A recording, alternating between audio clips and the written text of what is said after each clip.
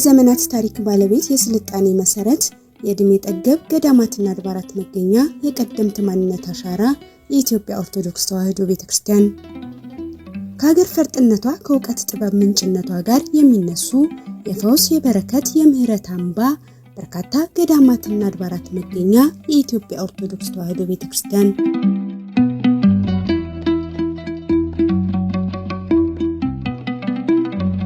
ሀገራችን ኢትዮጵያ ከሚገኙ ከነዚህ መንፈሳዊ ብሎም ሀገራዊ ሀብቶች መካከል በሰሜን ሸዋ ሀገረ ስብከት ስር ያሉ አብያተ ክርስቲያናት ቀዳሚ ተጠቃሾች ናቸው።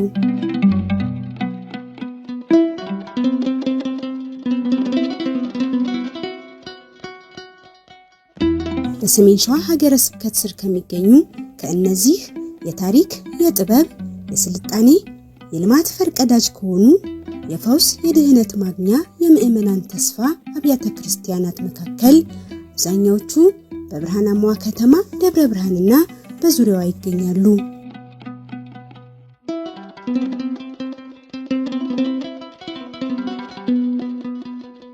በዛሬ አቡቀለምሲስ ዘጋቢያችንም ሃይማኖታዊ ቀና ጥንታዊቷ የነገስታቱ መንደር የተባለች ብርሃናማዋ ከተማ ደብረ ብርሃን ዙሪያን ከበው ከሚገኙ ጥንታዊ አብያተ ክርስቲያናት መካከል አንዱን መዳረሻችን አድርገናል።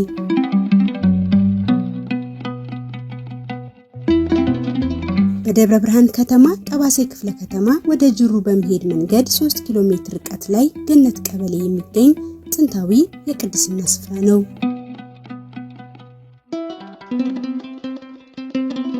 በ1924 ዓመተ ምህረት በአፄ ኃይለ ሥላሴ ዘመነ መንግስት እንደተመሰረተ ይነገርለታል። ገነት ደብረ ገነት ቅዱስ ጊዮርጊስ ቤተክርስቲያን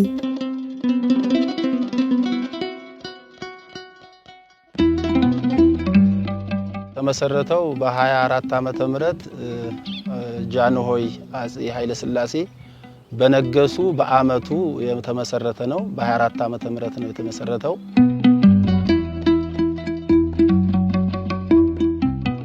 ገነት ደብረ ገነት ቅዱስ ጊዮርጊስ ቤተክርስቲያን ከ1924 ዓመተ ምህረት ጀምሮ አሁን ባለበት ገነት ቀበሌ ከመተከሉ አስቀድሞ ታቦቱ ዱንጅድ ጊዮርጊስ በሚባል ቆላማ ስፍራ ውስጥ ከሚገኝ የቅዱስ ጊዮርጊስ ቤተክርስቲያን ጋር ተደርቦ የቆየ እንደሆነ ሰምተን ወደዚህ ስፍራ እንዴት ሊመጣ ቻለ ስንል ጠየቅን። ጥንት የነበረው ቤተክርስቲያን ዱንጅድ ነው። ዱንጅድ ቆላው ውስጥ የነበረ ቤተክርስቲያን ነው። ነገር ግን ማህበረሰቡ ከዚህ ወደ ታች እየወረደ በተለያየ መልኩ አገልግሎት የሚያገኘው እዚያ ነበረ። ካህናቱ ሊቃውንቱ ከዚህ ወርደው ነው አገልግሎት እዚያ የሚሰጡት። ይሄ በመሆኑ ወደ ቆላው ሲወርዱ እህል ውሃቸው ሳይቀር ገደል ይገባ ነበር። ያንን ብሶት ነበራቸውና አባቶቻችን ነገር ግን ከዚያ ከቆላው ወደዚህ ማምጣት አልቻሉም። በዚያኑ በ24 ዓመተ ምህረት ጥቅምት ወር በአገሪቷ ላይ አንበጣ ተከሰተ ነው የሚሉን። አንበጣ በሚከሰትበት ሰዓት ታቦታችን ቅዱስ ጊዮርጊስ ወጥቶ ዙሪያውን ዞሮ ተመልሶ ይወርዳል በማለት ከማህበረሰቡ ጋር መከሩ። ለታችኛው ማህበረሰብም ጥያቄ አቀረቡ። ነገር ግን ያው ሰብል ለአርሶ አደሩ ለገበሬው ዋናው የህይወት ሞተሩ ስለሆነ ከዚያም ተፈቅዶ ወደዚህ በሚመጣበት ሰዓት ማን ካህን ያዝ ሲባል የደጋው ካህናት እንዳይዙ ታቦቱን ያስቀሩብናል የሚል ፍራቻ ስለነበራቸው ቀሲስ ገብረ ማርያም የሚባሉ የዚያው አካባቢ ተወላጅ ታቦቱን ያዙ። ዞረው ሲመለሱ በዚህ ታችኛውን ዞረው ሊወርዱ በሚሉበት ሰዓት ታቦቱ መንቀሳቀስ አልቻሉም። እኛ ካህን እንግዲህ የእግዚአብሔር ታሪክ ስራ ድንቅ ነውና መንቀሳቀስ አልቻሉም። ከግራቸው እስከ ራሳቸው ድረስ ጉንዳን ወረሳቸውኛ ቀሲስ ገብረ ማርያም የሚባሉትን ጉንዳን ወረሳቸው ነው የሚሉን። በዚያን ሰዓት በቃ ታቦቱ ይደር ተባለ። ወዲያው ይደር በሚባልበት ሰዓት ቅጠሉንም የነጠላቸውንም ሳይቀር በወቅቱ የነበሩ ማህበረሰቦች ድንኳን ጥለው ታቦቱ አደረ። ታቦቱ ከቄሱ ላይ ሲወርድ ጉንዳኑ የት እንደገባ ጠፋ። አመሰራርቱ ደብረ ገነት ጊዮርጊስ የወጣው ከድንጁድ በ1924 ዓመተ ምህረት ጥቅምት 28 ነው የወጣው። ሲወጣ ይሄም የወጣበት ምክንያት በአንበጣ ዘመን ነው። አንበጣ አገሪቷን ወሯት ነበር የሚያባለው። ይሄንን ቆላ ውስጥ ነበርና ይሄ ታቦት መምሬ ገብረ ማርያም ይባላሉ። ከዛን በኋላ ይዘው መጥተው በብረት ድልድይ የሚባል አለ። ብረት ድልድይ ድረስ ደርሰው አዙረው አገሪቷን ዞረው በሙቀጭት በሚባልበት አካባቢ ደርሰው ተመልሰው ታቦቱ በዚህ በመልከኛ ሰፈር በሚባልበት ጋር መጥተው ወደሚወርድበት ቦታ ሲደርስ ታቦቱ ጠምዞ መጥቶ እዚህ ኮምበል ስር ቆመ ነው የሚባለው። ኮምበሉ ጋር ሲቆም ጉንዳን ወጣባቸው ይባላል። አጥሪዎች ነበሩ። አጥሪዎቹ ሲሸሹ እሳቸው መምሬ ገብረ ማርያም ብቻ ቆሙ ይባላል።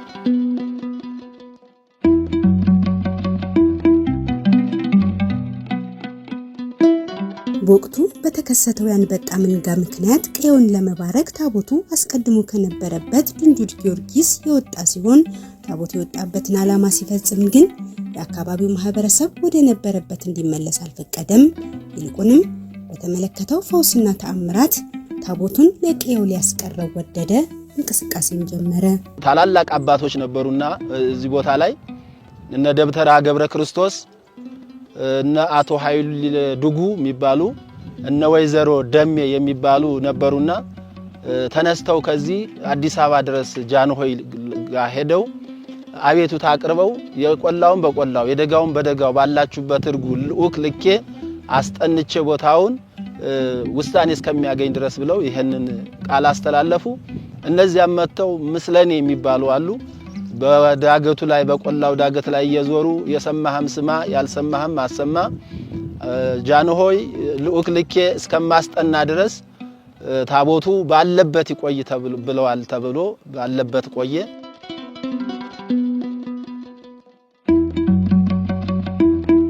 በአገልግሎት ወቅት በምእመናንና በአገልጋዮች ላይ እየደረሰ ያለውን ተግዳሮት ታሳቢ በማድረግ አስቀድሞ ግራኝ አህመድ በቅድስት ቤተክርስቲያን ላይ ውድመት ባደረሰበት ዘመን እርሱ ካጠፋቸው አብያተ ክርስቲያናት ፍርስራሽ በታየበት በዚህ ስፍራ የቅዱስ ጊዮርጊስን ሕንጻ ቤተ መቅደስ በማሳነጽ ታቦቱን ለማስገባት እንቅስቃሴ በሰፊው ተጀምሯል።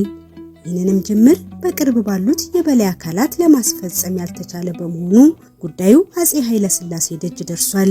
ታቦቱ ጥንት የሚሉን አባቶቻችን እዚሁ አካባቢ ጥንት በ16ኛው መቶ ክፍለ ዘመን ግራኝ አህመድ በዚህ ወደ ደብረ ሊባኖስ በሚያልፍበት ሰዓት 07 ቀበሌ ላይ 2 ትክል ድንጋዮች አስቀምጦ ነው ሄደው። እነዚያን አስቀምጦ ሲሄድ እዚሁ አካባቢ በዚህ ግዞት አካባቢ ኢላላ አካባቢ የሚባል ቦታ ላይ የቤተ ክርስቲያን ፍርስራሾች አሁንም ይታያሉ። ያ ቦታ ያን ጊዜ ታቦቱ ከዚህ ወርዶ እዚያ ቆላ በአደራ መልክ እንዳስቀመጡትና ሰላም ሲሆን ጊዜው ሰላም ሲሆን ስጡን የሚል ጥያቄ እንዳቀረቡ ነው ታሪክ የሚጠቁመው። ስጡን ታቦታችን መልሱልን። እዚያም አሁን ጊዮርጊስ አለ፣ እዚህም ጊዮርጊስ በአንድ ቤተ ክርስቲያን 2 ጊዮርጊስ የለም። ስለዚህ ስጡን የሚል ጥያቄ ነበረ። ነገር ግን ያ ጥያቄ ባለመመለሱ በአንበጣ ምክንያት ወጣ። በአንበጣ ምክንያት እዚህ ቀረ እና የዚህ ማህበረሰብ ያጠቃላይ የአካባቢው ማህበረሰብ ቁጭት ነው። ይሄ ብቻ አይደለም።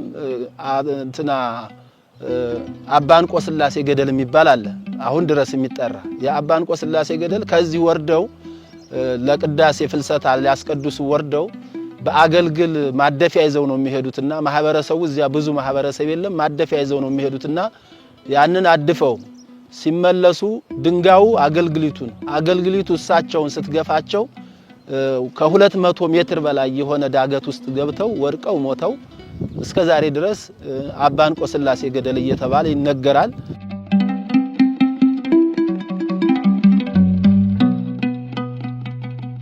ከብዙ ደጅ መጽናት በኋላ ለአቤቱታ የመጡትን አስፈጻሚዎች አጼው ተቀብለው ጉዳያቸውን ተመልክተው አቤቱታውን የሚፈትሽ ጉዳዩን የሚያጠና ችግሩን የሚያጠራ ልኡክ ልከው ጉዳዩን በመገንዘብ ውሳኔ ስለሰጧቸው ታቦቱ ሊቀር ችሏል።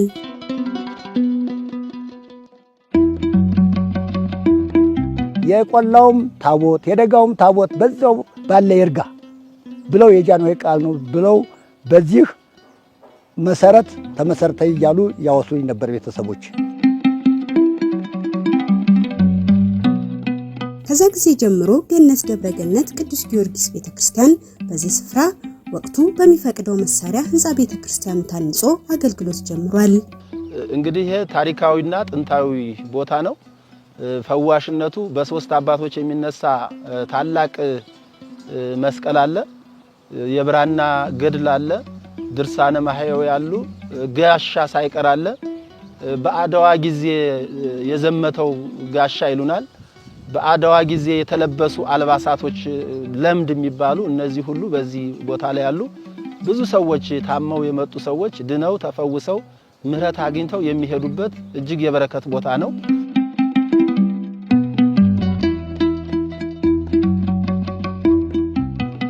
ገነት ደብረ ገነት ቅዱስ ጊዮርጊስ ቤተክርስቲያን በምልጃው ታምነው ለተማጸኑት ሰማዕቱ በአማላጅነቱ ፈጥኖ የሚደርስበት የምህረት አምባ ከመሆኑ ባሻገር በተለያዩ አካባቢዎች የሚኖሩ ሰዎች በጸብ ውስጥ በገቡ ሰዓት ለእርቅ ቀጠሮ የሚይዙበት የሰላም ደጅ ስለመሆኑም ሰምተናል።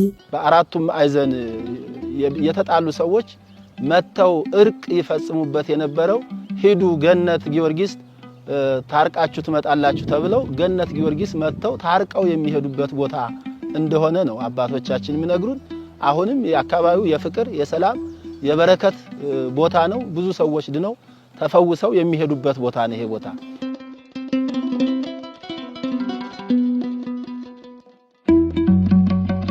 የአገልግሎቱን ተደራሽነት ከማስፋት የአገልጋይ ካህናትን ቁጥር ከማሳደግ እንዲሁም ልማዳዊ አሰራሮችን ከማስወገድ አንጻርም በሰበካው ሰፊ ስራ እየተሰራ ይገኛል። በዚህ ቤተክርስቲያን ስለ 54 ተቀጣሪ አገልጋዮች አሉ። እነዚህ አገልጋዮች 54 አገልጋዮች እንደምታውቁት ገጠራማ አካባቢ ያለ ቤተክርስቲያን ነው። እንደ ከተማው ብዙ ወደ ከተማው ውስጥ አልገባም። የከተማ ክልል ቢሆንም እንኳን በ240 ብር ማህበረሰቡ በሚከፍለው በ240 ብር ክፍያና ከዚህ በፊት እህል ውሃ የሚባል አለ፣ ድግስ ተስካር ድግስ የሚባል አለ። ሙሉ ፍታት ይላሉ። 9 ጀሪካ ጠላ 150 እንጀራ፣ ግማሽ ፍታት ይባላል 6 ጀሪካ ጠላ 100 እንጀራ ያመጣ ነበር ማህበረሰቡና ከማህበረሰቡም ትከሻ ላይ ይሄን ለማውረድ አምጥቶም እዚህ ተሰብስቦ ጊዜ መውሰድ ተገቢ ስላይደለ ማህበረሰቡንና ካህናቱን አወያይተን የካህናቱ ደሞዝ በአመት የነበረው ወደ ወር ደሞዝ እንዲገባ የእህል ውሃ ገንዘቦችን የእህል ውሃውን ወደ ገንዘብ መቀየር ተችሏል። አሁን ካህናቱ የወር ደሞዝ አነስተኛው 1500 ነው፣ ከፍተኛው እስከ 5000 ብር ድረስ ይከፈላል ማለት ነው።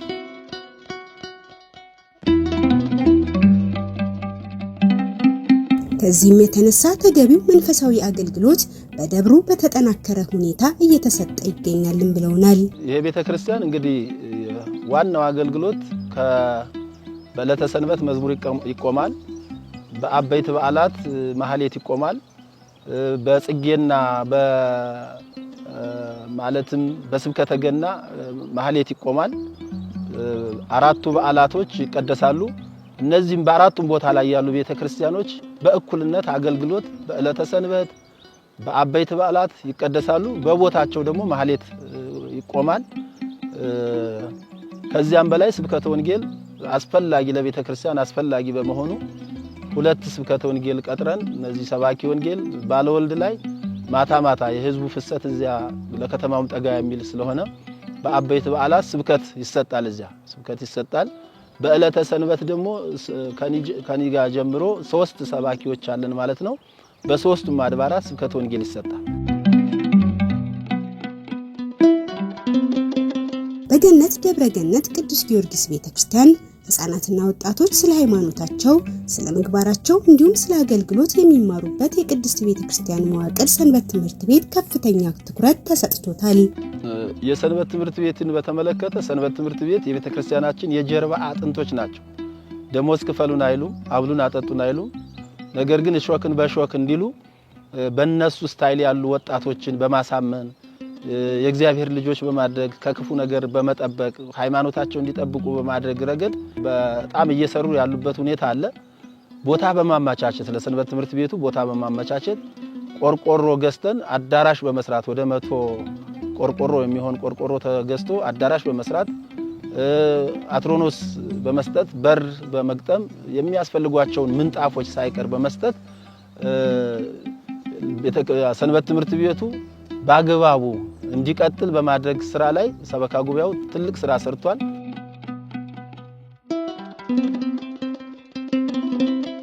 የደብሩ የሰንበት ትምህርት ቤት ወጣቶች ሰበካው በሚያደርግላቸው ድጋፍ በመበረታታት ለአገልግሎት ይፋጠናሉ።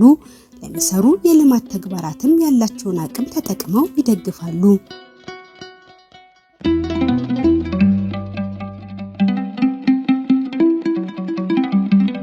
ይህ የዘመናት ታሪክ ባለቤት የጽድቅ የፈውስ የምህረት አምባ የቅድስት ቤተክርስቲያን የህልውና መሰረት በሆነው አብነት ትምህርት ቤት ዘርፍም ምን እየሰራ ይሆን ስንል ጠይቀናል። የአብነት ትምህርት ቤትን እጅግ አንጋፋ የነበሩ 20 ዓመት ሙሉ ጎንደር የቆዩ የኔታ ሳህሌ ወልደ ዮሐንስ የሚባሉ ነበሩ። እኛን ሁሉ ያስተማሩ 100 እስከ 150 ድረስ ደቀ መዛሙርት አሏቸው ይባል ነበር። እሳቸው አረፍተ ዘበን ገጥቷቸው መርጌታ ወንደሰን መምህር ወንደሰን የሚባሉ የዚሁ አካባቢ ተወላጅ ሆኑ ቅንና ትሁት የሆኑ ለቤተክርስቲያኒቱ አሳቢ ለማህበረሰቡ ተቆርቋሪ የሆኑ መምህር የሳቸውን በጀት በሀገረ ስብከቱ የተፈቀደልን የሳቸውን በጀት ይዘው እያስተማሩ ያለበት ሁኔታ አለ። ማህበረ ካህናቱና ሰበካ ጉባኤው ማህበረሰቡ ተነጋግሮ አሁን ሌላ ሁለተኛ መምህር የቅዳሴ መምህር ለመቅጠር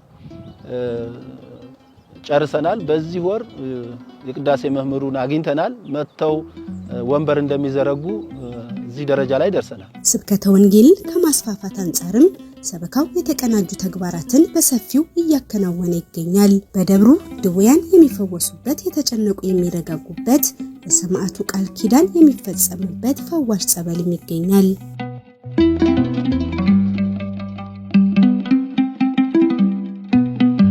ሰማዕቱ ቅዱስ ጊዮርጊስ የተገባላት ቃል ኪዳን ገድልህን የሰማ ያሰማ የጻፈ ያጻፈ ያነበበ የተረጎመ ንስሐ ሳይገባ ቅዱስ ሥጋና ክቡር ደሙን ሳይቀበል አይሞትም የሚል ቃል ኪዳን ተገብቶለታል። በዚሁ ዙሪያ ላይ በደጅህ መተው ጸበልህን ጠጥተው የተማመኑ በጸበሉ የተሻሹ አምላከ ቅዱስ ጊዮርጊስ እርዳን ብለው ያሉ ሰዎች ድህነት አግኝተው እንደሚሄዱ ቃል ኪዳን ተገብቶለታል። አሁንም ብዙ ሰዎች በአልጋ ቁራኛ በደዌ ዳኛ ተይዘው እዚህ ቦታ ላይ መተው ጸበል ተቀብለው ተፈውሰው ይሄዱ ብዙዎች አሉ። በዚሁ ደብር የሰማዕቱ የቅዱስ ጊዮርጊስ ጸበል ይገኛል። 4 መጠመቂያዎች ያሉት የሴት የወንድ መጠመቂያዎች አሉ። ፈውስ የሚሰጥ ምህረት የሚሰጥ ጸበል ነው። 4 ክፍሎች ያሉት የሴት የወንድ ተለይተው በላይና በታች እያጠመቀን ያለንበት ጊዜ ነው።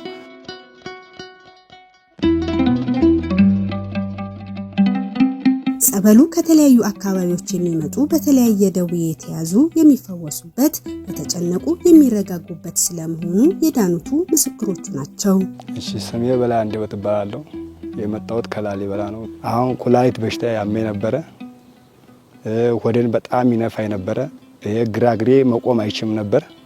አሁን ሁሉም ነገር ትቶኛል፣ ለቆኛል። እግዚአብሔር ይመስገን ተፈውሻለሁ። እኔ ስሜ ገሰሰ እሸቴ ነው። ያደኩትም የኖርኩትም በዚሁ ነው። የክርስትናም የተነሳሁት በዚሁ ነው።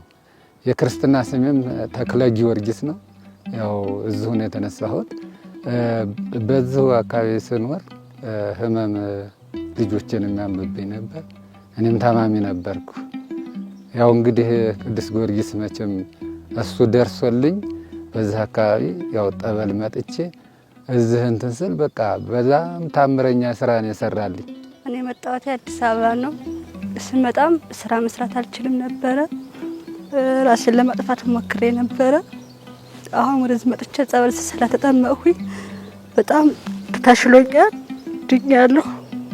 ያው እኔም እንደ ማዲያት ያመኝ ነበር። ልብስ እያረገ ልጅቱ አንደኛ አልንቀሳቀስ ብሎ ነበር። ይሄው ደህና ነው ይመስገነው። አፉንም ይሄው መናገር ጀመረ።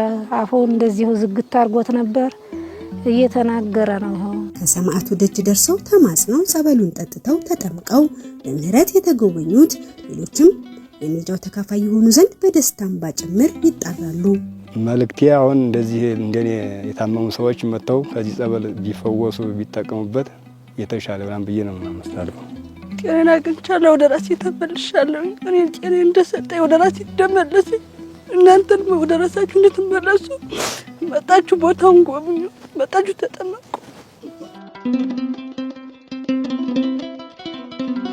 በደብሩ ልዩ ልዩ ቅርሶች የሚገኙ ሲሆን በተለይም ድውያን የሚፈወሱበት ከታቦቱ ጋር አብሮ እንደመጣ የሚነገርለት በ3 ካህናት የሚነሳው መስቀል እንዲሁም የብራና መጻሕፍት መጎናጸፊያ ጥንታዊ ጋሻ ለምዶችም ተጠብቀው ይገኛሉ። በ3 አባቶች የሚነሳው ታላቁ መስቀል ከድንጅድ በ24 ዓመተ ምህረት ወደዚህ ታቦቱ ሲወጣ ከዚያ አብሮ የወጣ ታላቅ መስቀል ነው። ብዙ ሰዎች ታመው ተቸግረው ሲመጡ በአባቶች 3 አባቶች ይዘው ላው ላይ አድርገው ይጸልያሉ። ከዚያ ካለበት ደዌ ሁሉ የሚፈወስበት ታላቁ መስቀል በ3 አባቶች የሚነሳው ታላቅ መስቀል የምንለው ይሄ ነው። ለክብረ በዓል ጥር 18 እና ሚያዝያ 23 ቀን ብቻ ነው የሚወጣው። ከተለያዩ ክፍለ ሀገር ሲመጡ የታመሙ ሰዎች ሲመጡ ደግሞ በዕለተ ሰንበት አውደ ምሕረት ላይ እዚህ ገብቶ አዳራሹ ስለማይችል አውደ ምሕረት ላይ አውጥተን በዚህ ተሻሽተው ድነው ተፈውሰው የሚሄዱበት ሁኔታ አለ። እንግዲህ ይሄ መጎናጸፊያ እንደምታዩት መጎናጸፊያውም በዚያው በ24 ዓመተ ምህረት ነው ከዚያው ከቆላማው አካባቢ የወጣው። ከውስጥ ስታዩት ይሄን ይመስላል። አባቶቻችን 5 ብር ሳይከፈላቸው በሚሊዮን የሚቆጠር ቅርስ እየጠበቁ ያቆዩልንን ዛሬ ደግሞ ሊድን የሚፈልግ ሰው ያሻሸ ይሄንን እንዲያያዝ አድርጎታል። ከ168 የፍየል ቆዳ የተዘጋጀ የእመቤታችን መቅድም ታምረ ማርያም ነው። የሰማዕቱ የቅዱስ ጊዮርጊስ ብራና መጽሐፍ ገድል ነው። ብዙ ሰዎች መውለድ ተስኗቸው እዚህ ቦታ ላይ ይህን ገድሉን አዝለው ተሻሽተው ወልደው እዚህ መጥተው ክርስትና ያስነሱ ከአዲስ አበባ ጭምር አሉ። ገነት ደብረ ገነት ቅዱስ ጊዮርጊስ ቤተክርስቲያን ከአንጋፋነቱ ባሻገር ወላዲ አድባራት ስለመሆኑም ሰምተናል። ይሄ ደብር አንጋፋ ነው። ደብረ ፀሐይ ቅዱስ እግዚአብሔር አብ ቤተክርስቲያንን፣ ምዕራፈ ቅዱሳን ቅዱስ ዮሐንስ ቤተክርስቲያንን በአጠቃላይ ወደ 6 ቤተክርስቲያንን ያስገኘ ቤተክርስቲያን ነው።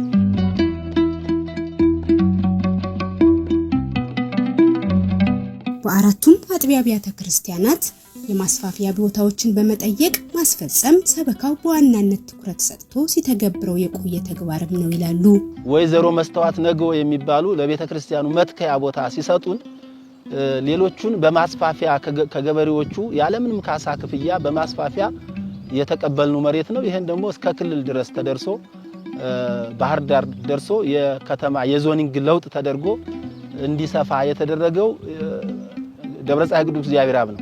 ይሄንን ምንድነው ለከተማው ቅርብ ስለሆነ ይሄን ቤተክርስቲያን ጊዜ ሰጠን ብዙውን ጊዜ ወሰድነው እዚያ ወሰድን። ህንጻ ቤተክርስቲያኑን ከ90% በላይ ካደረስን በኋላ ይሄ ቤተክርስቲያንና ያ ቤተክርስቲያን ራሱን ይቻል በሚል ራሱን ሲችል እኛ ደግሞ ይሄንን ቤተክርስቲያን የዓመት ደሞዝ የነበረው ወደ ወር ደሞዝ እንዲገባ ልማቱን በማፋጠን የአርሶ አደሮች መሬት ደስ ብሏቸው ፈቅደው እንዲሰጡ በማድረግ ብዙ ስራ እየተሰራ ነው።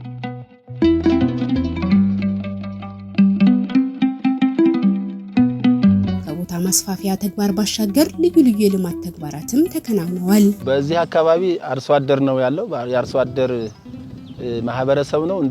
እንደሚታወቀው በ240 ብር ክፍያ ነው የሚኖረው። ይሄንን ቦታውን በሚገባው ልክ እንዲያድግ አልተደረገም። ባለመደረጉ አሁን ግን አቅደን ማህበረሰቡን አሳትፈን ጀምሯል። ማህበረሰቡ ዕቃ ቤት ተሰርቷል። ቤተልሔም ተሰርቷል። በዘመናዊ መልክ ደጀ ሰላም ተሰርቷል።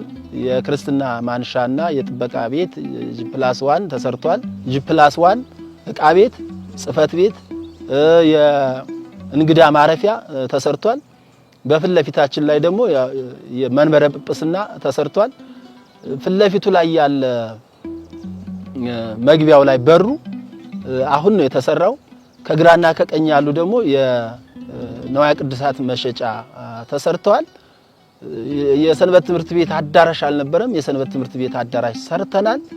እንግዲህ ይሄን ህንጻውን ስናፈርስ ደግሞ ሌላ ማረፊያውን መቃኞ ቤተክርስቲያን ወር ባልሞላበት በቁጭት ተነስተን ወር ባልሞላበት ጊዜ ተሰርቶ ብፁዕ አባታችን ጥር 16 ቀን መተው የመሰረት ድንጋዩን ካስቀመጡ በኋላ ያንንም መቃኞ ቤተክርስቲያኑን መቃኞ አይባልም ትልቅ ቤተክርስቲያን ነው ያንንም ቤተክርስቲያን ባርከው አገልግሎት እየሰጠ ይገኛል።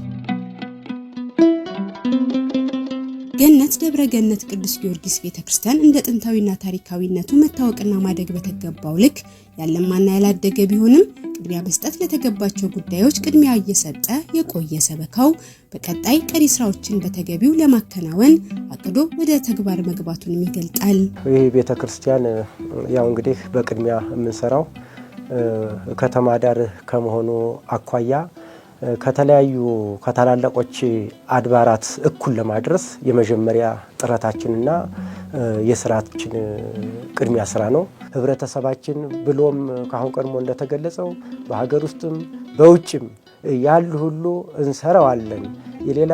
በሌላ ቦታ ያሉ አብያተ ክርስቲያኖች ብዙ ደረጃ ደርሰው በብዙ በዘመናዊ መልኩ ታንጸው የሚል ቁጭ ስላለ የኛም ያስተዳዳሪው አሁን ያለው ሰበካ ጉባኤውም ተነሳሽነት በመኖሩ አሁን ተነስተና ህብረተሰቡን ከፈረሰ በውጭ አንዳንድ ስናስተባብር በሀገር ውስጥም ያሉትን ጀምሩት ብቻ እማንሰራበት ነገር ሰማዕቱ ይረዳናል እንሰራዋለን ብለው እኛም በሙሉ ተስፋ በመሆን ሰማዕቱ ያው ሰሪው መንፈስ ቅዱስ ነው እኛ አሳቢ ስለሆን እንሰራዋለን ብለን አስበናል። ሁሉም በተቻለ አቅማችን ሁላችንም በዘመድም በምንም ተረባርበን ሁሉም የሰማዕቱ ቤተሰቦች የሆኑ ሁሉ ብለን ያሆኑ ሁሉ ይረዱናል ብለን አስበን ልንጀምር አቅደናል። በተለይም ከአካባቢው ምዕመናን ቁጥር መጨመርና የአገልግሎት ምቹነት አንጻር ዘመኑን ዋጀ አዲስ ህንጻ ቤተክርስቲያን ለማስገንባት እንቅስቃሴ ተጀምሮ ብፁዕ አቡነ ቀሌምንጦስ በኢትዮጵያ ኦርቶዶክስ ተዋሕዶ ቤተክርስቲያን ጠቅላይ ቤተ ክህነት የሰንበት ትምህርት ቤቶች ማደራጃ መምሪያና የሰሜን ሸዋ ሀገረ ስብከት ሊቀ ጳጳስ የመሰረት ድንጋይ ተቀምጦ ወደ ስራ ለመግባት የቅድመ ዝግጅት ስራው ተጀምሯል። አሁን እንግዲህ ቤተክርስቲያኒቱን አፍርሰን ለመስራት የመሰረት ድንጋይ ተጥሏል። በብፁዕ አባታችን አቡነ ቀሌምንጦስ መልካም ፈቃድ አርቆ ሐሳቢና አመራር ሰጭነት እዚህ ቦታ ላይ ሳይቀር ከአንድ 2 ጊዜ 3 ጊዜ መተው በርቱ ጽኑ ቤተክርስቲያኒቷ ትልማ የነገይቷን ቤተክርስቲያን ማየት የምንችለው ዛሬ በመንሰራው ስራ ነውና በማለት ቦታው ላይ እዚህ ድረስ መተው የመሰረት ድንጋይ አስቀምጠዋል። እንድንሰራ የማህበረሰቡም ግፊት ስላለ ማህበረሰቡ ታላላቅ ቆላማ አካባቢ ያሉ ቤተክርስቲያኖች ለምተው ህንጻ ተሰርተው የኛ ቤተክርስቲያን ግን አባቶቻችን በወቅቱና በጊዜው እነሱን የሚመጥን በእነሱ ልክ ማህበረሰቡን ያማከለ የሆነ ቤተክርስቲያን ሰርተዋል። አሁን ላይ ስንመለከት ግን የከተማው መስፋት የህዝቡ ፍሰት እየጨመረ በመምጣቱ ታላቅ ካቴድራል ቤተክርስቲያን መስራት ተገቢ በመሆኑ ይሄንን ህንጻ ቤተክርስቲያን እንሰራለን የሚል በአገር ውስጥ ያሉ እና ከሀገር ውጭ ያሉ ሳይቀር የዚህ አካባቢ ተወላጆች ርብርብ አድርገውበት በቅርብ ቀን ቤተክርስቲያኑ ፈርሶ አዲስ ቤተክርስቲያን እንሰራለን የሚል ሐሳብ አለ። ነባሩን ህንጻ ቤተክርስቲያን አፍርሶ አዲስ ለመገንባት ሰበካው ታሳቢ ያደረገው ምን ይሆን ስንል ጠይቀናል። አብዛኙን ህንጻ ቤተክርስቲያኑን እንሰራለን ብለው ያሰቡት አዲስ አበባ ያሉ የአገር ተወላጆች ደብረ ብርሃን ያሉ የአገር ተወላጆች አሉ።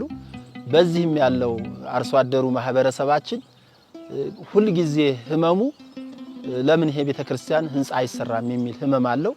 ይሄንን ህመሙን ግን በተግባር እያሳየን ነው። እድሮች ላይ ጠርተውን እድሮች ላይ ኑልን ብለው በአንድ ቀን ከ170 ሺህ ብር በላይ ነው ያሰባሰብነው። ወደ 13 ኩንታል ስንዴ ነው ያገኘነውና በሁሉም እድሮች ቦታ ላይ ብንጓዝና ይሄን ብናስተባብር እነዚህን ተግዳሮቶቻችን እነዚህ ችግሮቻችን ቀርፈን ነገ በመንሰራው ስራ ደግሞ ህዝባችን እየረካ ከዚህ የበለጠ ስራ እንሰራለን ብለን ነው። ከሀገረ ስብከቱ ጋር ያላችሁ ትስስር ምን ይመስላል ስንል ጠይቀናል። መልካም ግንኙነትን በመፍጠር በመዋቅሩ መሰረት መመሪያዎችን በመቀበልና በመተግበር በመናበብ እንሰራለን ብለውናል። ከሀገረ ስብከቱ ጋር ያለን ትስስር እጅግ ሀገረ ስብከታችን ሄደን አዝነን አንወጣም። ተደስተን ደስ ብሎን መጋቢ ሐዲስ ነቃ ጥበብ አባቡ የፍቅር አባት ናቸው፣ የሰላም አባት ናቸው። ደስ ብሎን ነው ሀገረ ስብከት ሄደን ከሀገረ ስብከት ምላሽ የምናገኝ። እዚህ ቦታ ላይ ሳይቀር መጋቢ ሐዲስ ነቃ ጥበብ አባቡ የቢሮ ሰራተኞቻቸውን በመያዝ የችግኝ ተከላ ሳይቀር አድርገዋል። ጋራ ድንቁ ላይ የመሰረት ድንጋይ በሚቀመጥበት ሰዓት በዚያም ጊዜ መተው እዚያ ቦታው ላይ በርቱ ጽኑ፣ ይሄ ቦታ እንዲህ ያለ ቦታ መሆኑን አላውቅም፣ እጅግ ደስ የሚል የበረከትና የፈውስ ቦታ ነው በሚል ያንን ቦታ ሁሉ አይተው እጅግ አመስግነው ነው የሄዱት። ከዚህ በፊትም ለማህበረ ካህናቱ በተደጋጋሚ ከአንድ ሁለት ጊዜ የካህናት ስልጠና የሰጡበት ደብር ነው። እጅግ ደስ የሚል ስራ ነው። ከሀገረ ስብከቱ ጋር ያለን ትስስር እጅግ እንወዳቸው እናከብራቸው ብፁዕ አባታችን ባህታዊው ተሐራሚው የልማት አምባሳደር የፍቅር አባት የሰላም እንደራሲ የሆኑት ብፁዕ አባታችን እዚህ ቦታ ላይ ወደ 3 ጊዜ መጥተው የስራዎቻችን ሳይቀር እየጎበኙ በርቱ ጽኑ በማለት የሚያበረታቱን አባት ስላሉን ይሄም የተጀመረውን ህንጻ በቅርብ ጊዜ የእሳቸው ጸሎት አግዞን ሰርተን እናስመርቃለን የሚል ሐሳብ አለ። ሂሳባችንን በወቅቱ እንሰራለን፣ እናሳስባለን። ሂሳቡ ዝፍ የሚባል የለም። ገቢያችንን በትክክል በሞዴል 30 ገቢ እያደረግን እንሰራለን።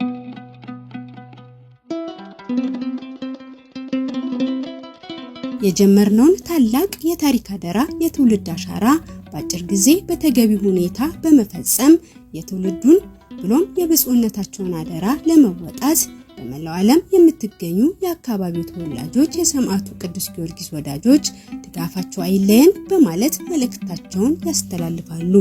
ይህንን ቤተክርስቲያን ሁሉም ኢትዮጵያውያን ትውልደ ኢትዮጵያውያንም በውጭ ያሉትም በዚህም ያሉት ተረባርበን ይህንን ቤተክርስቲያን በቅርብ ቀን አፍርሰን ትልቁን ህንጻ ቤተክርስቲያን እንድንሰራ በእግዚአብሔር ስም አደራ እያልኩ ጥሪዬን አስተላልፋለሁ። እንግዲህ ከውጭም ከውስጥም ከአካባቢም ያለ እውነት ይህን ቤተክርስቲያን በአዲሱ በህንጻ እንዲሰራልን እውነት ማህበረሰቡ በትልቅ ተስፋ ጉጉት ነው የምንጠብቀው። ልጅ አዋቂ ሳይል አስተባብረን በየድሩ አቅማችን ህይወታችን እስካለ ድረስ እናሰራለን እንሰራለን ብለን ቃል ገባለሁ። አሁን በሀገር ውስጥም ይሁን በውጭም ያላችሁ የቅዱስ ጊዮርጊስ የኢትዮጵያው ገበዝ ለማንም መቼም ያልዋለለት ውለታ የለምና ለሰማዕቱ ፈጥኖ ለሚደርሰው በስራችን ሁሉ ላለው በፈረው ስለሚደርስልን ሁላችሁም በተቻለ አቅማችሁ ሁሉ እንድትረዱን በቅዱስ ጊዮርጊስ ስም እንጠይቃለን እና በአገር ውስጥም ሆነ በውጭ ያሉ የሀገር ተወላጆች በዚህ በቤተ ክርስቲያናችን በጉልበትም በማቴሪያልም በሁሉም በሐሳብም ሁሉም በተቻለው አቅም እገዛና ትብብር እጃቸውን ወደኛ እንዲዘረጉልን በቅዱስ ጊዮርጊስ ስም እጠይቃለሁ። ጨርሻለሁ። አመሰግናለሁ።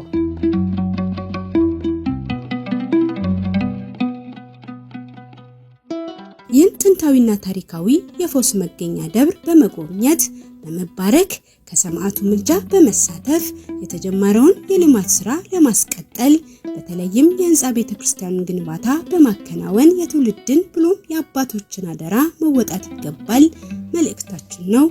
ሰላም።